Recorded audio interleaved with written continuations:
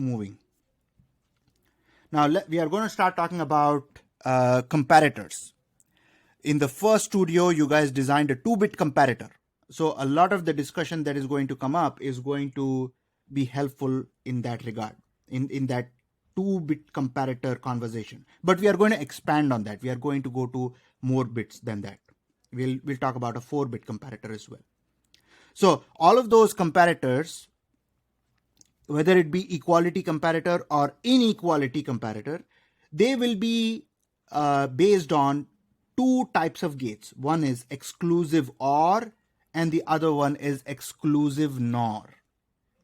So let us see which one is going to help us with the equality and inequality. If you observe the truth table here for exclusive OR is true, the output is true when the inputs are different. Inputs are different here, inputs are different here.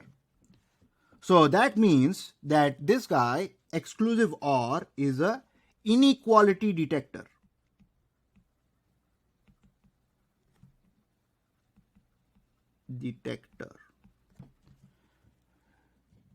So it detects when the 2 inputs are different or not.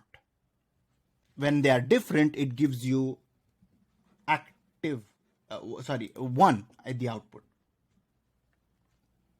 Now let's talk about the exclusive NOR. And if you see exclusive NOR, the output is true when the inputs are the same. So that is equality detector. I can use this to detect whether 2 things are same or not.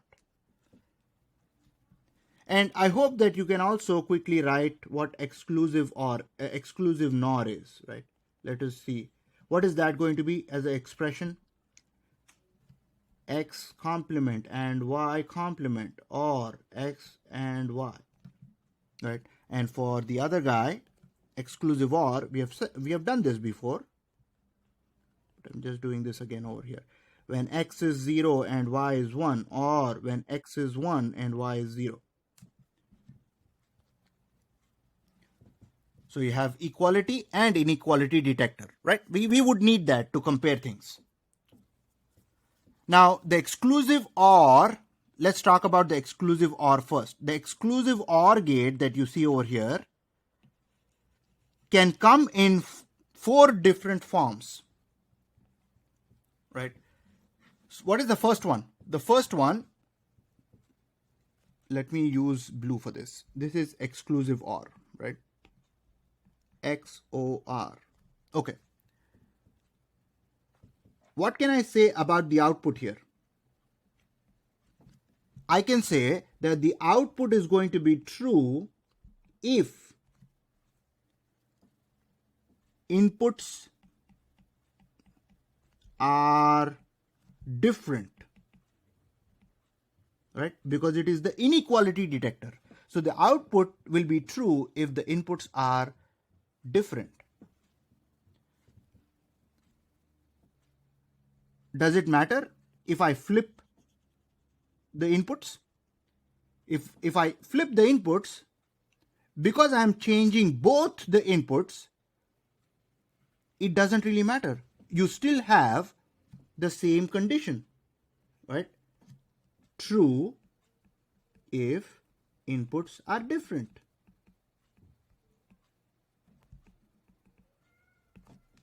You guys see that?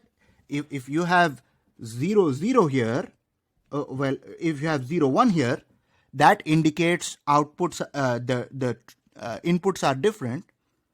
That also means that over here, if this is 0, 1, that also means the same way, right? If you started with 1, 0 here, it also means the same way. So it doesn't matter if you have the inputs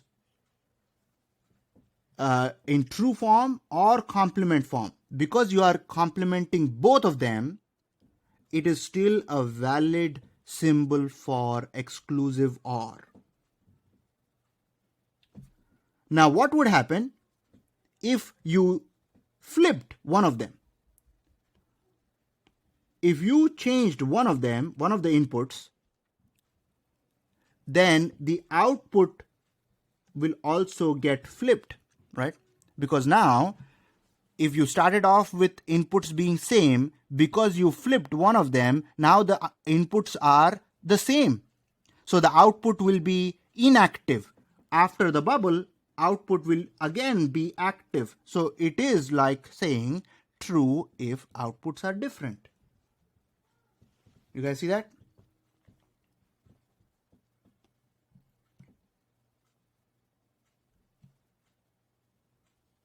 Last one.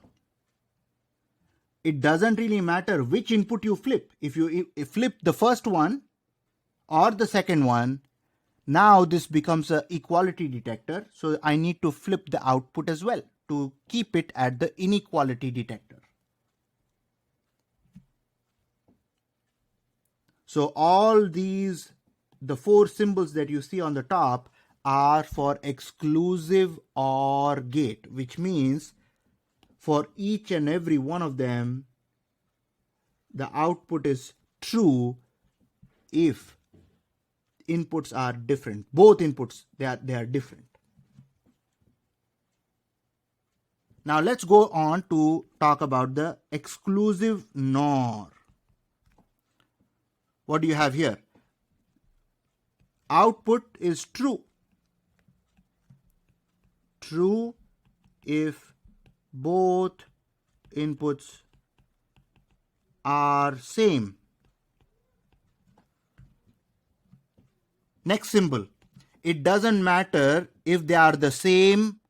All that matters is if they are the same or not. It doesn't matter if they are 0, 0 or 1, 1, right? So even if you flip both of them, it will still be an exclusive NOR operation. So that will still continue. Output will be true if both inputs are the same. Next, if you change one of them, as you did here or you did here, then it will become an inequality detector. So exclusive OR. So this applies even for this guy and for this guy, right? If you change one of them, you have broken the equality. So now it becomes an inequality detector. So the remaining part here is exclusive OR. Remaining part here is exclusive OR. All right, so I hope you guys see that these symbols are equivalent. This will be helpful for a later discussion. Now, I can synthesize exclusive OR and exclusive NOR gates using NAND only synthesis. And the way you do that is by first starting, here we are doing this for exclusive OR. I'm going to try to first write the two expressions here. What do you have expression there? You have X and Y complement. Over here you have X complement and Y. And then of course F will be X exclusive OR. So this is and this is OR. Now if I start adding bubbles like we did to change things to NAND only, what did we do? We added a bubble there, we added a bubble there, we added a bubble there, we added a bubble there. So this guy became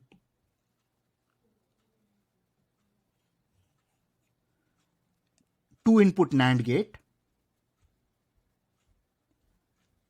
This guy also became a two input NAND gate. This guy also became a two input NAND gate. And because I have an inversion operation here, you can see this. This is X complement here, this is Y complement there. So I can combine these two inversion operations just by using this guy. Another two input NAND gate. So now you have a one-to-one mapping. Let me draw that in red. This guy same as this guy. This guy same as this guy. Both of these as this guy. And then of course that is that guy. So that's how you would convert exclusive OR or synthesize an exclusive OR using NAND gates, just using those bubbles, the exercise of pushing bubbles through that we saw earlier in the class. Now, we can connect exclusive OR gates in a daisy chain or a tree structure. And we are doing this to, say, for example, to generate an odd parity. So I need to talk about what odd parity is and also what daisy chain is and a tree structure is. So what is a tree structure? This guy is a tree structure. B is a tree structure. A is a daisy chain. What is a daisy chain? First, you find out the exclusive OR of I1, I2. Then you add on one more input to the chain. Then you add on one more input to the chain, and so on. So that is a daisy chain structure. You have inputs I1, I2, I3, I4, and so on up to IN. So N input daisy chain structure. And you could also connect those inputs as this. I1, I2, I3, I4, and so on up to IN. So in the tree structure, first you have this, right? You have, let me use blue for this, I1, I2, I3, I4. Then you combine the outputs of I1, I2, I3, I4 to get one level. Then you have, it's like a tree format, right? So you're going many to one. It's like a pyramid, tree format. So with this, let us try to answer a few questions here. The first question is, why are we doing this daisy chain or tree structures anyway? Well, the reason is that exclusive OR gates have a limitation on the number of inputs. The number of inputs you can have for an exclusive OR for an exclusive NOR are two inputs. That's it.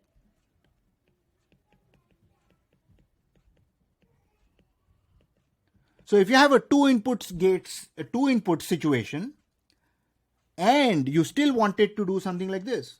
So if you still wanted to do I1 exclusive OR I2, exclusive OR I3, how would you do it? The only way to do it is first do these two guys, then do it with this. I1, I2, I3.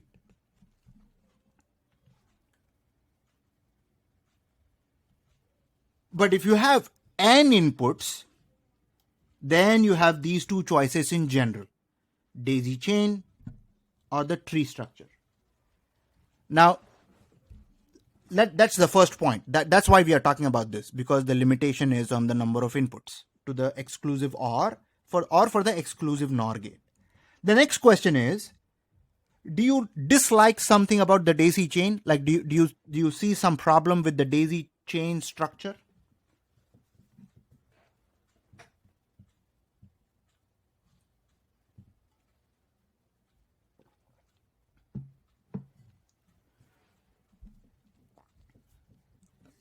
Do you guys see any issues that could come up because of deeper gate depth? You need n depending on the input. It seems like a lot of time. Okay, might you gate delays? Yeah. All right. So you guys are all on the right track here. The daisy chain structure has a really big asymmetry in terms of time. And that asymmetry increases with the increase in the number of inputs. What that means is, suppose IN changes. If IN changes, this input changed immediately. However, the other side of the input, it is going to take a long time to reflect that at the input of the final exclusive OR gate, which means that there could be some problems due to the gate delays of the exclusive OR. If one breaks, all break. Yes. That's also another problem with this. Yes. But even if everything works, you still have that gate delay problem. One guy changes instantly, the other guy changes very, very slowly. So even if the inputs, you have I1, I2, I3, say this is F, equal F, right? If I3 changes, F is going to change instantly. But you were probably not wanting that, right? So suppose you are trying to go down a truth table and you are going from one condition to the other condition. But as you are going through that truth table, you are changing I1, I2, and I3.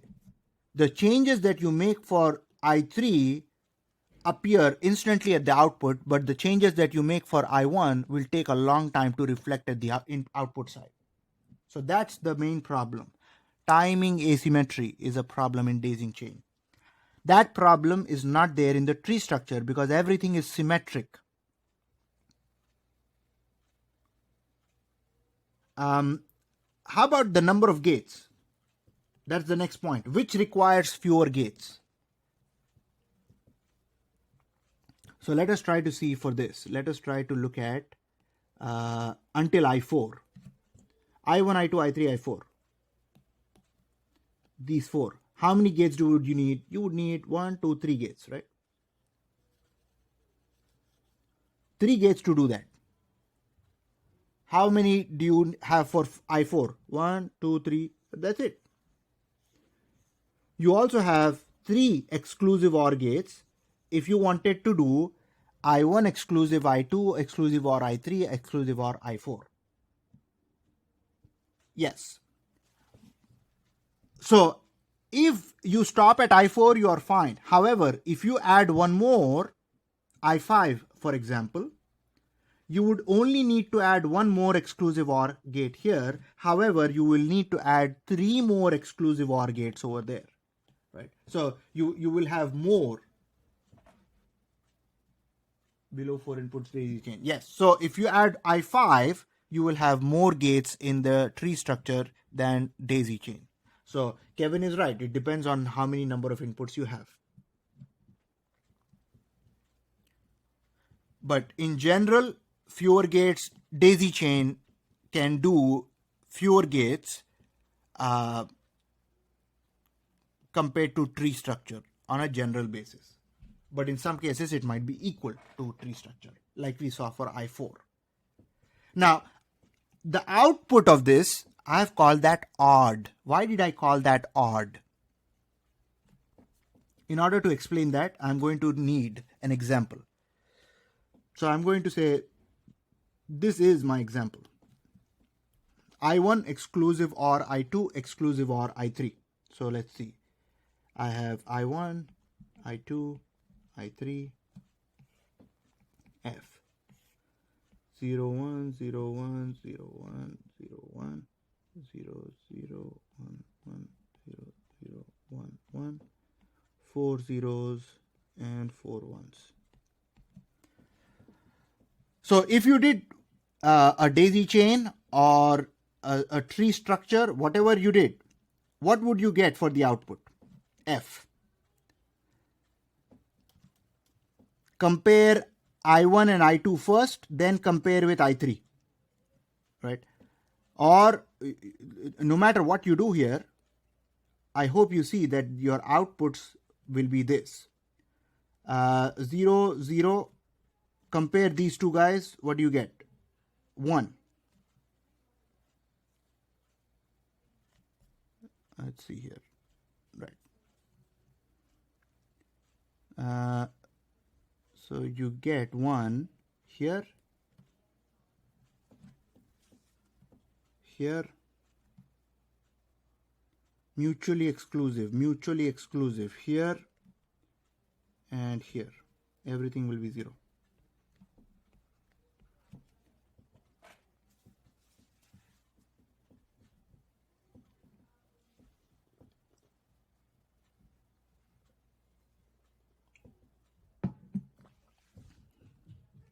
as you can see, output is 1 here, here, here, and here.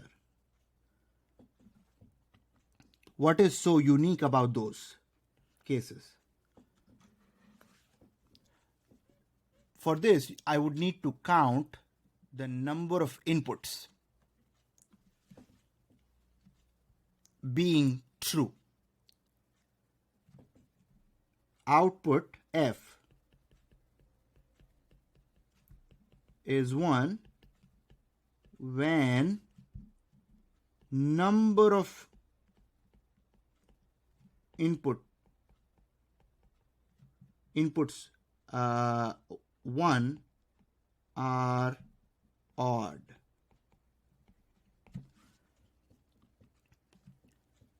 One,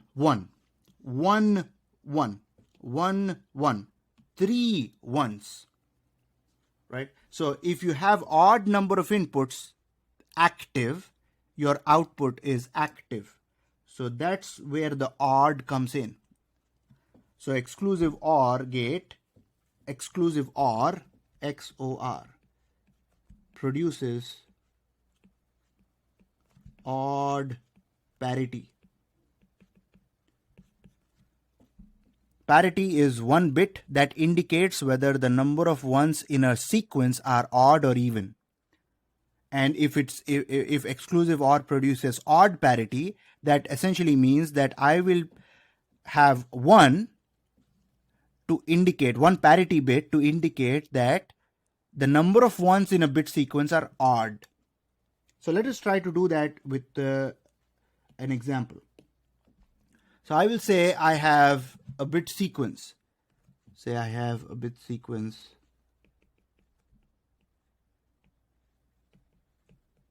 I'm just going to make up 1 0 1 1 0 1 1 0.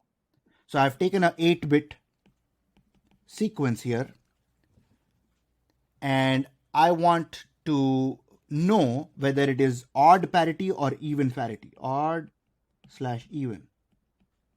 Which one is it?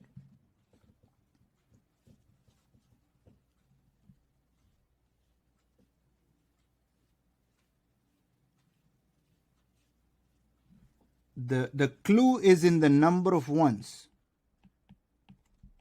in bit sequence.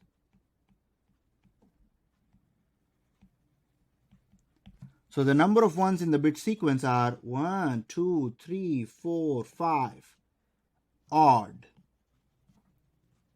So it has an odd parity.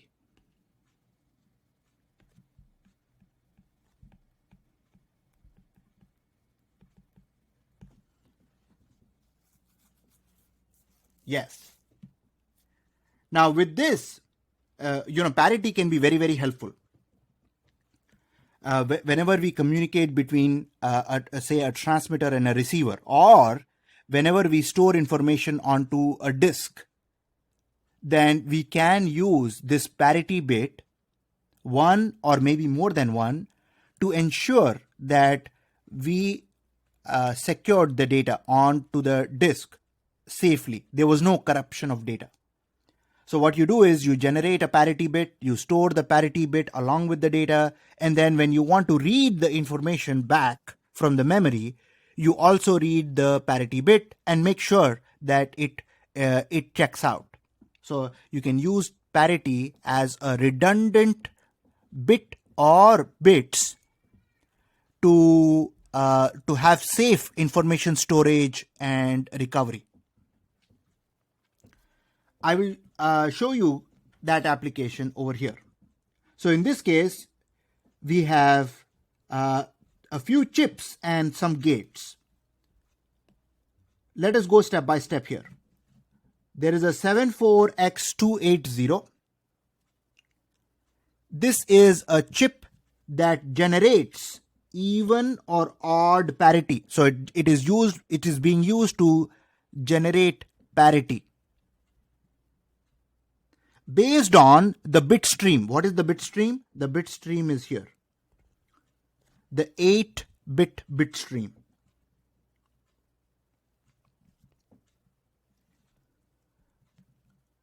D0 to D7. So that's the first chip. The next chip is a memory chip. A memory chip to which we can read or write. The information coming in is over here. The information being read out is over here. So memory chips, I can put in information and I can read out information. And as you can see, there is a connection between the parity generator and the memory chip. So that means that I'm also storing parity and I'm also reading parity. So this parity is being stored as well. The next chip is the 74X541. That is the transceiver, 8-bit transceiver. It's a tri-state device. So when it is enabled, the inputs will connect to the outputs when enabled. Otherwise, the outputs will be in the high impedance state.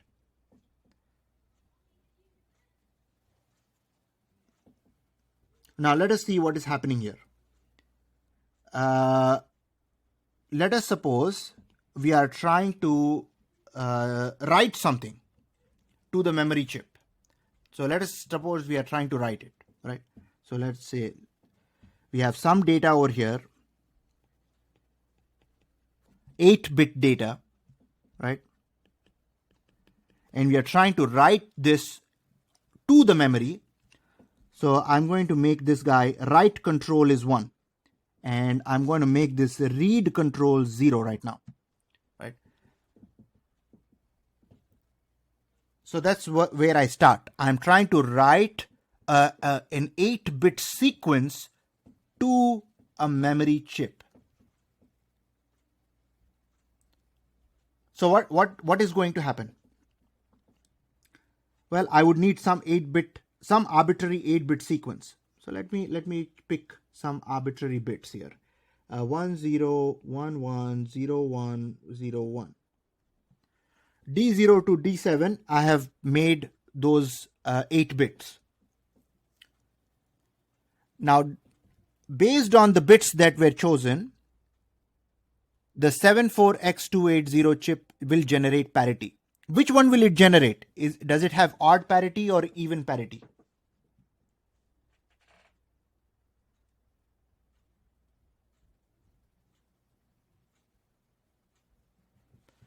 Alex says it has odd parity. So let us quickly count the number of ones.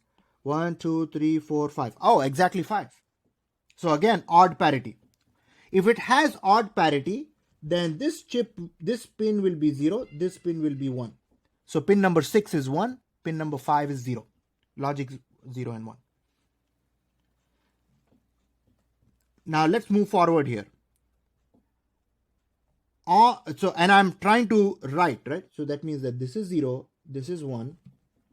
I'm trying to write right now. These wires are connected here as well, right? And the data bus is also connected here, which means the same data is available to the memory chip, which is what? 1 0 1 1 0 1 0 1. That's what I chose. So this maps to this.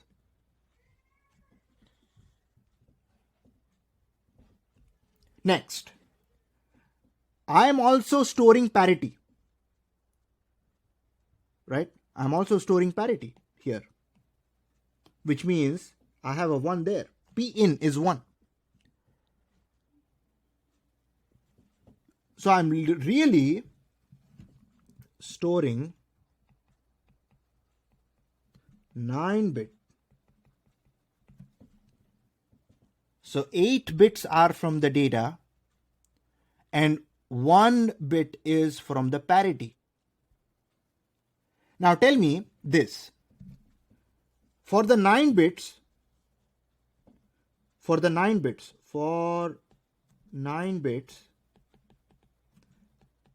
parity will always be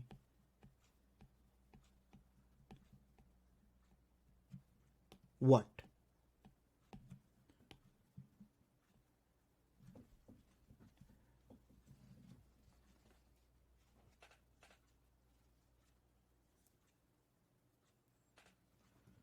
This is the question is for all the 9 bits.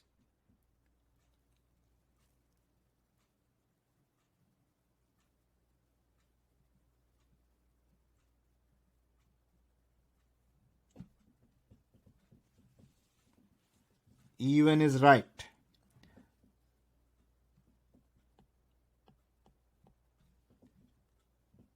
And the reason is this. We had a case where the 8 bits were odd parity and we added one more one, so it became even parity. In the other case, if we have even parity for the data, this will be 0 in that case. So it will still be even parity. Which means I always store even parity. Right? So that essentially means always store even parity. That is for the 9 bits that we are storing, that we are writing to the memory chip. All right, now let us see now we are trying to read things out, right? When we try to read things out, we would need this. We would need to make an adjustment. So let me make the changes, I don't know, maybe in green. I wrote things to memory. Now I want to read them out. When I want to read them out, I would make this guy 1 and I would make this guy 0. If that is 1, read underscore L will be 0, which means that these two guys will be enabled, right? I have made this guy 0. This guy is 1 here. So I have enabled. I'm reading. I'm not writing. So when I read, I'm assuming that all the bits will be read properly. So let's see what happens if I read things properly. If I read things properly, then these bits will be what? 1 0 1 1 0 1 0 1, and I will read the parity out as 1, right? And later, because this is enabled, these 8 bits will be available on the data bus. So you try to read information onto the data bus, 8-bit data bus. So when you made this enabled, all that information was available to you later on, right? So all of this will be available here. So that will be available on the data bus later on. Okay, but what about the parity? I also want to know whether there was an error or not. So let us see how that works. Notice over here, P out, the parity out was 1. Go back here. What do you have? A 1 there. How about this? Well, take a look at up. This is coming from the read signal. So this is also 1. That means this is 1. This is the read parity.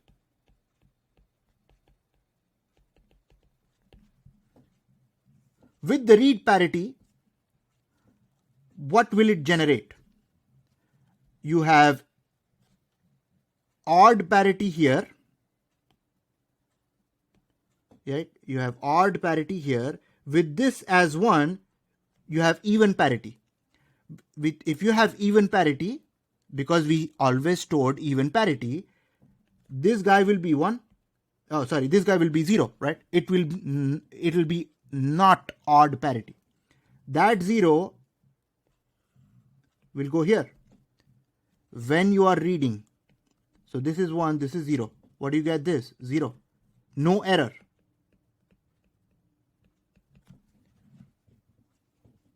You guys see how to read this?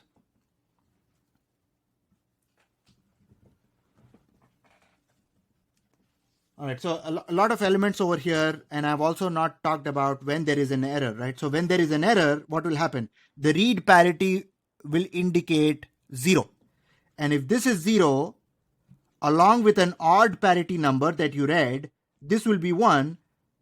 If this is 1, along with read signal being 1, it will indicate that there was an error, right?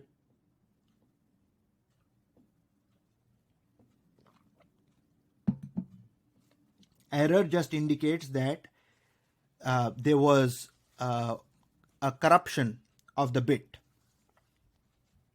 when it was stored on the memory. Now, obviously, there can be 1 bit corrupted, there can be 2 bits corrupted, there can be 3 bits corrupted, and so on. But the chances of 1 bit getting corrupted are much higher than 2 bits getting corrupted. Which is why this one bit parity will be, in general, be very useful, because it is detecting for that 1 bit error.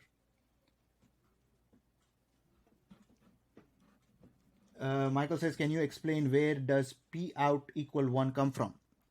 So what did we choose? So when we were writing the information on the memory chip, because our bit stream was odd parity, we generated odd parity, right? 1. That 1 was being stored here. So parity in was 1, and when you read it, you read parity out as 1. Because you wrote 1 here, you read 1 here. So these two are the same. As are these two, as are these two, as are everything is the same here. 1 to 1.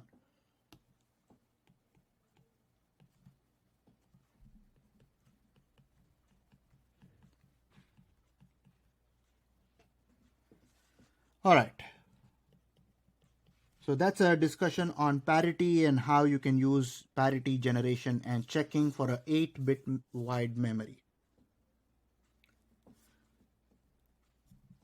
Let's move forward. Now we are talking about equality comparators. So first we have a 1-bit comparator, and then the next one is the 4-bit comparator. So let us see if we can compare 2 bits. We have A0 and B0.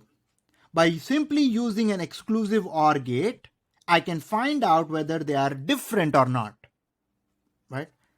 The output, which is called different, is going to be 1 when these two guys are different. And it is going to be 0 when A0 and B0 are the same. So it is being used to check whether 2 bits A0 and B0 are different or not. So that's a 1-bit comparator. But it is a very simple comparator in that it is not telling us whether they are greater than or less than or equal. It is just telling you whether they are different or not. That's it. Next, you have a 4-bit comparator, also telling you whether the 4 bits are different or not. That's it. Are they different or are they not? That's it. And this can be done by checking for A0, B0, A1, B1, A2, B2, A3, B3. So think of it like this. You have A3, A2, A1, A0. Let's see. B3, B2, B1, and B0. So how would you know whether these are 2 different numbers? So you can associate numbers with them, right? Like you can say this is like 1101 with 1100, right? That's what we are talking about when we talk about A3, A2, and so on. So how would you know whether they are different or not? Well, you would say, I will have to do a comparison. I will have to do a comparison here and here and here and here. Just as you would do here, here, and here, and here. And clearly, if any one of them fails, all of them fail. right? That's why you have the OR gate here. Is the least significant bit different or not? Is the next most significant bit different or not? Is the next most significant different or not? Is the most significant bit comparison different or not? If any one of them is different, the numbers are different. So that's an example of using exclusive OR gates to find out whether one bit comparator for different or not works or not, the way it works. And we are also looking at a 4-bit comparator. But these are not particularly useful because they are only checking for different. They are not checking for less than, they are not checking for greater than. All they are checking for is different. That means when it is low, they are also checking for equal, right? So equal or not, that's it.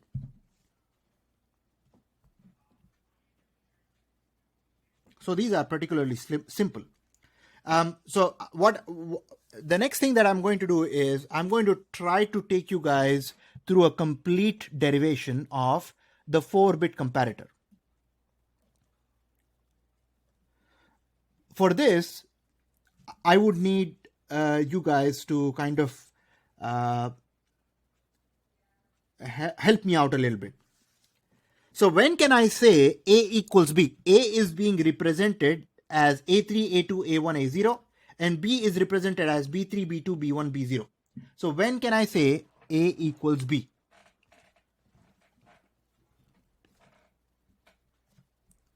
You probably can say that A equals B when all the 4 bits match up, right? So you would have to say something like this.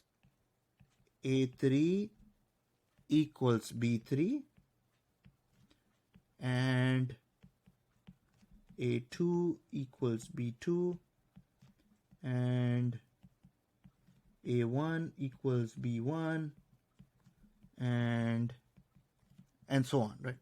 Last one is A0 equals B0. Yes. How do I implement this? A3 equals B3. How do I implement that? What is my equality comparator? What is my equality detector? Which gate is equality detector?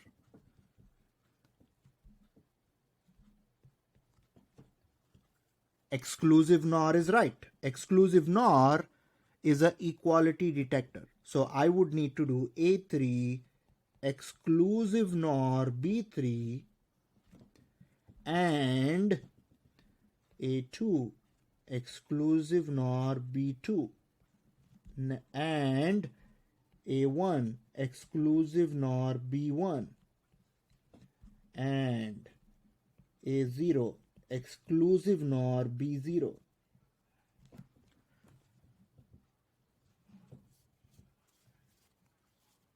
Now, I don't want to write so many things so many times. So what I'll do is I'll just call this C3, C2, C1, C0. So what would this be? This would simply be A equals B if C3 and C2 and C1 and C0 is 1. Right? So that's A3 and B. A equals B.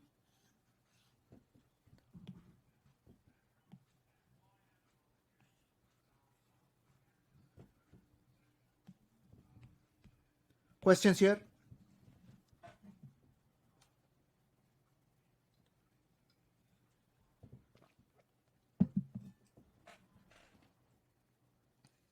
I'm just defining, let's see, I'm just defining, let's do it in blue, CK as AK exclusive NOR BK. So that's what I'm doing here. For the kth bit.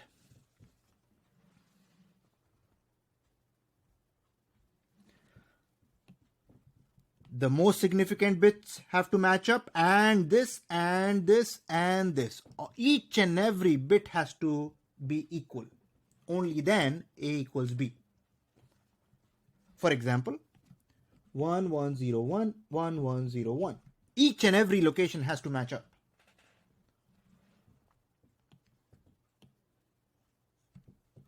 Next. Oh, come on. The next thing is, how about A greater than B? Now, in order to go forward with this explanation, I'll do this. 1, 0, 1, 0, or 1, 0, 1, 1, 0, 1, 1, 1. Can somebody tell me which one is greater, A or B?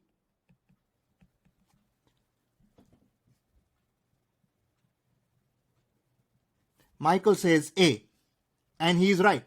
Michael, can you tell me why did you come to that conclusion? So whoever is responding, why did you guys come to that conclusion that A is greater than B? And you did it very quickly. Compare the most significant bit first. Absolutely right. So even if I didn't have this information, or this information, or this information, I would be able to say A is greater than B because the most significant bit is greater, right? 53 is greater than 43. I don't need to take a look at this. If 5 is greater than 4, I'm done, right? So A is greater than B when A3 is 1 and B3 is 0. Or what if they are the same? What if your numbers are 1, 0, 1?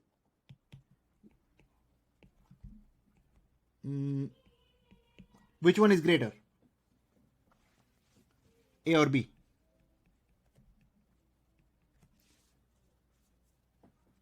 Again, A is greater than B. Because if these guys are equal, then you go on to the next comparison. And then you do the same thing as before.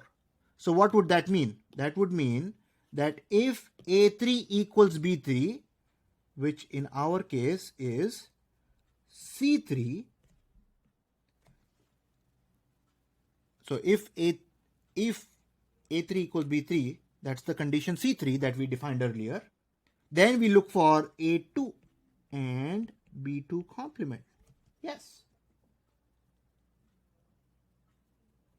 And similarly, you can keep going down. If A3 equals B3 and A2 equals B2, the next one would be A1, B1 complement. And the last one, A3 equals B3, A2 equals B2, A1 equals B1, and A0 is 1 and B0 is 0.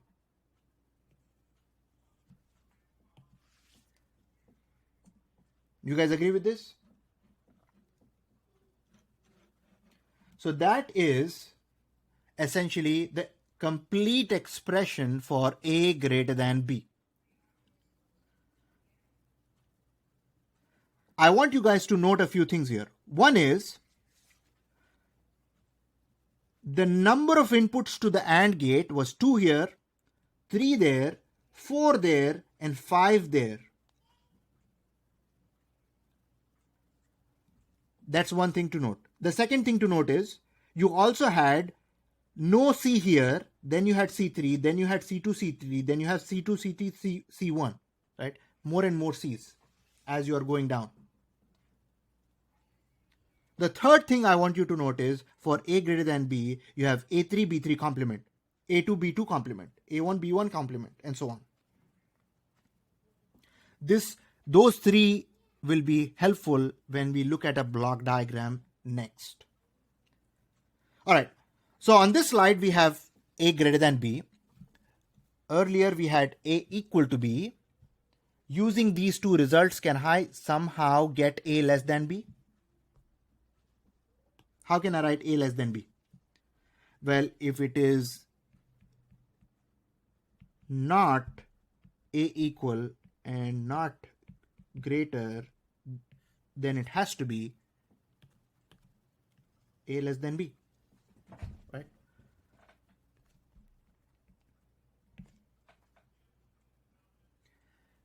A equal to B or A greater than B, complete thing is complemented. So that means it's a NOR gate.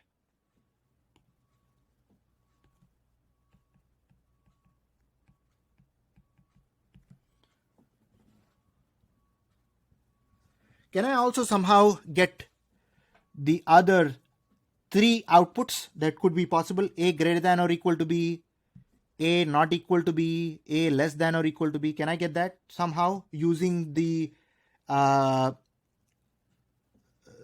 the previous results? So let's talk about A greater than or equal to B. Well, A greater than or equal to B is simply going to be what? It is going to be A less than B complement,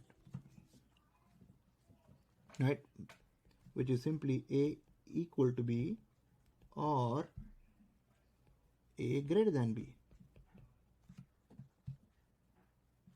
How about A not equal to B? Well, not equal to B is simply going to be A equal to B complemented. How about A less than or equal to B? Well, A less than or equal to B should be A greater than or equal to B complement, or greater than B complement, which is what? A equal B or A less than B.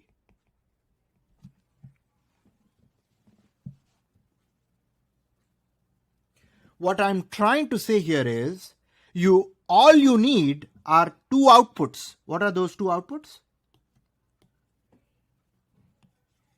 A equal to B and A greater than B. Using these two outputs, you can derive all the other outputs. A greater than, so A less than, A greater than or equal, A not equal, A less than or equal. You can derive all the 6 inequalities if you had those two of them. A equal, A greater than or A greater than B, or and A equal to B. That's it.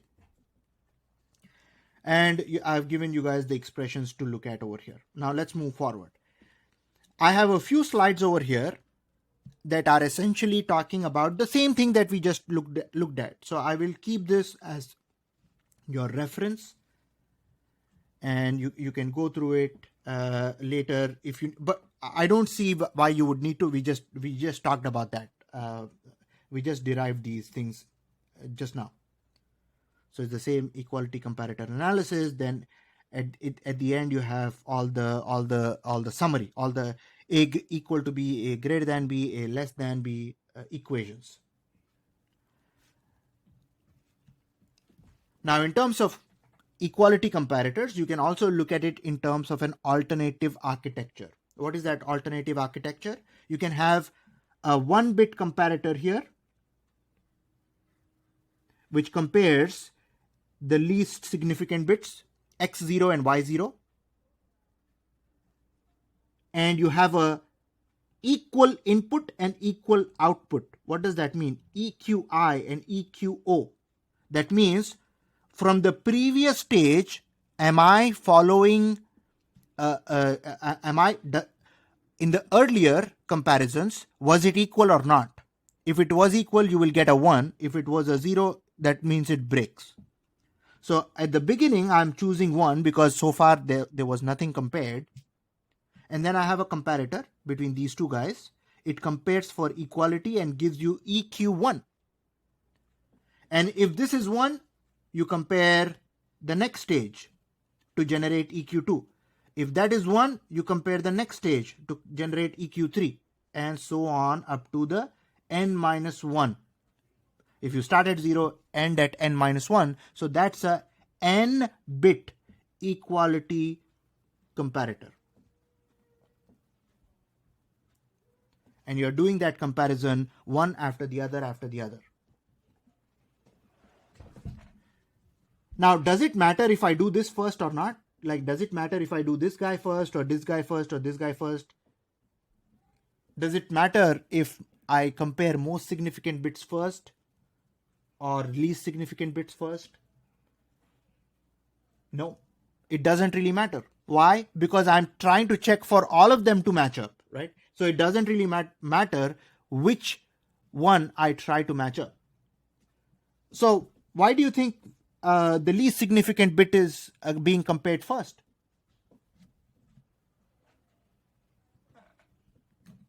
Clearly, the designers had a choice of starting with most significant versus starting with least significant. Why did they start with least significant?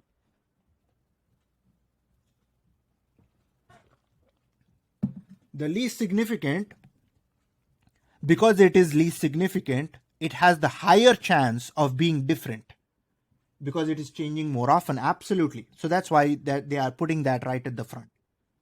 So if it has to break, you know it very quickly because it has more chances to be different. All right. Inside this comparator, inside each comparator, you have these guys. What is that? That is essentially what? This is an exclusive NOR or equality detector.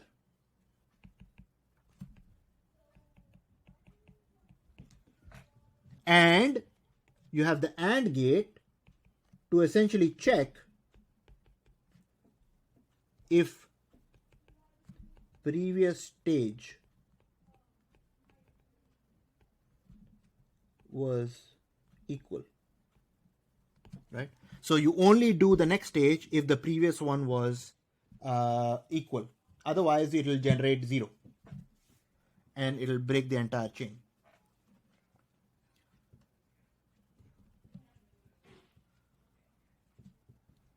All right, questions here.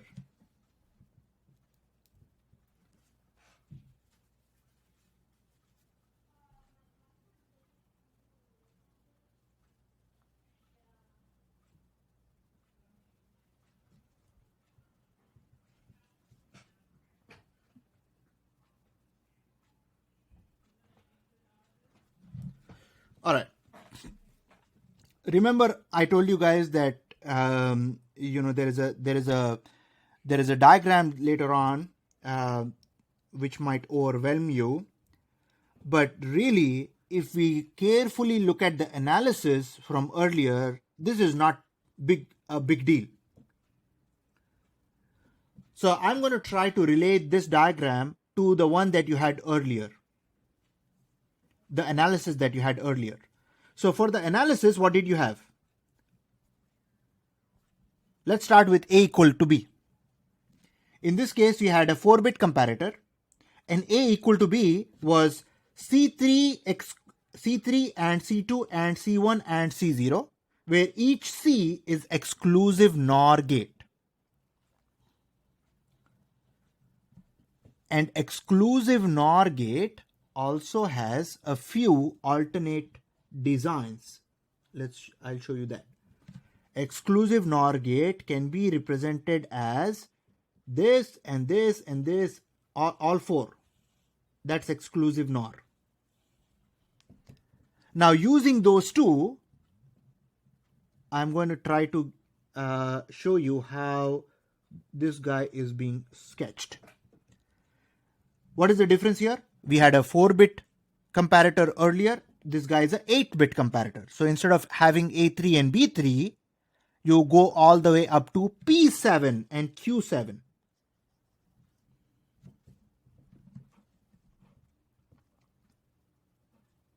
What is this guy?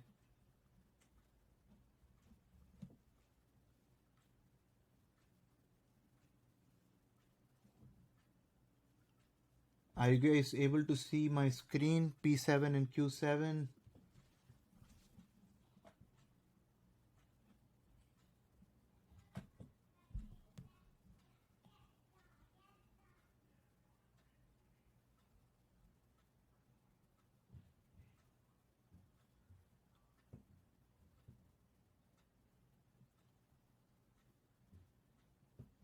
All right, hopefully now you are able to see P7 and Q7. Is that right?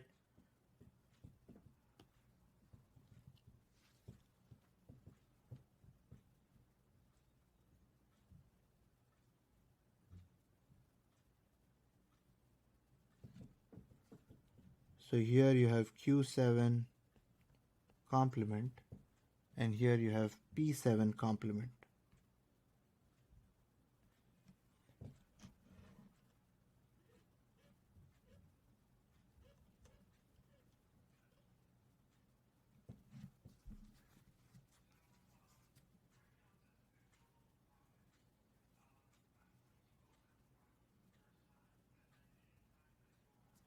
There's a lag that I'm getting.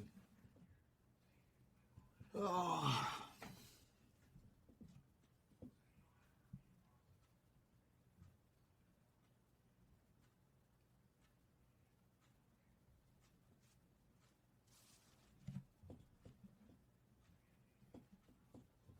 All right, so Q7 complement and P7 complement, right? And now if you track those up, you will see that you have P7 complement there and P or Q7 complement there.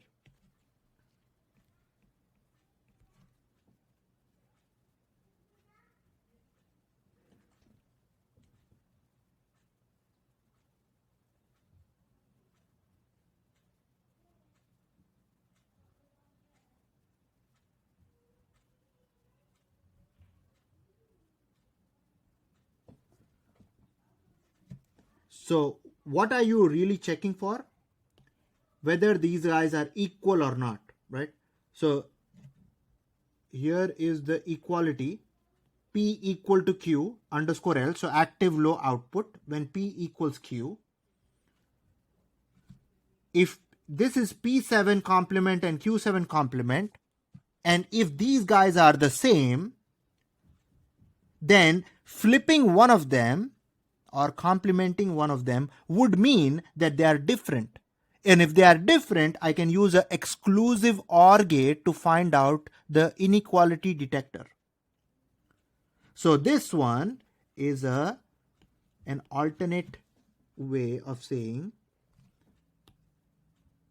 exclusive NOR. And as are all of these. So each one of them is an exclusive NOR gate.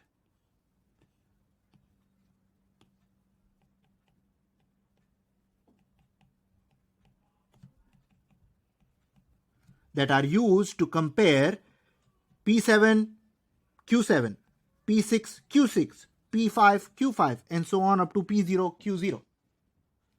So if all of them are true, what do you get? You get 1, 1, 1, 1, 1, 1, 1, all 8 ones here, right? Then you generate a 0 there. Active low output for P equal Q. You guys see that? So it is the same analysis based on exclusive NOR followed by an AND gate. And then that bubble essentially makes the output active low. Now coming to the next part of P greater than Q, right? This is P greater than Q now. And we have already established that you only need two outputs, equal and greater than. For using these two, you can generate the rest. So for that, what do you need? I go back to show you the pattern. We had A3, B3 complement or C3, A2, B2 complement or C3, C2, A1, B1 complement and so on, right? So the number of inputs were increasing, and as they were increasing, there was one input in true form, the other one was in complement form, and also there was a exclusive NOR comparison of the previous inputs. Take a look at this. For the most significant bit, what do you have? P7 and Q7 complement, right? Just as we had A3 and B3 complement. Now we have P7 and Q7 complement.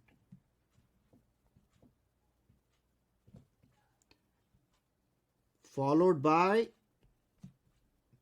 you have C7, P6, Q6 complement.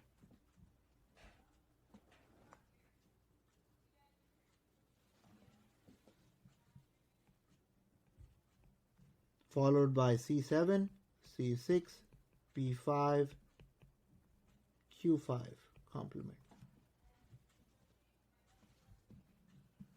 And it keeps going. And then when you do the OR between all of those conditions, and then you have a bubble at the output to make the active low output for P greater than Q. So you can clearly see the number of inputs here: 2, 3, 4, 5, 6, 7, 8. I think the last one should 2, 3, 4, 5, 6, 7, 8, 9. So it keeps increasing in the number of inputs all the way up.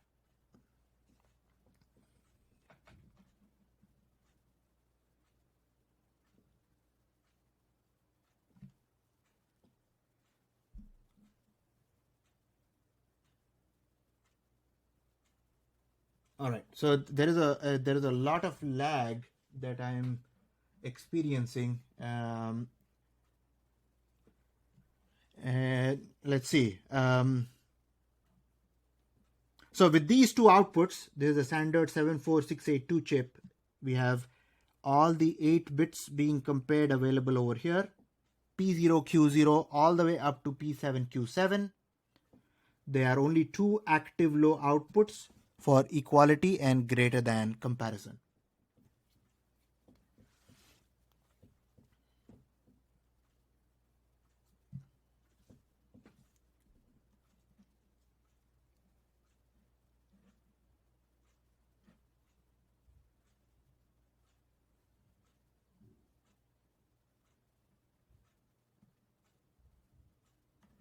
All right, let me stop the recording here because this is not going really good.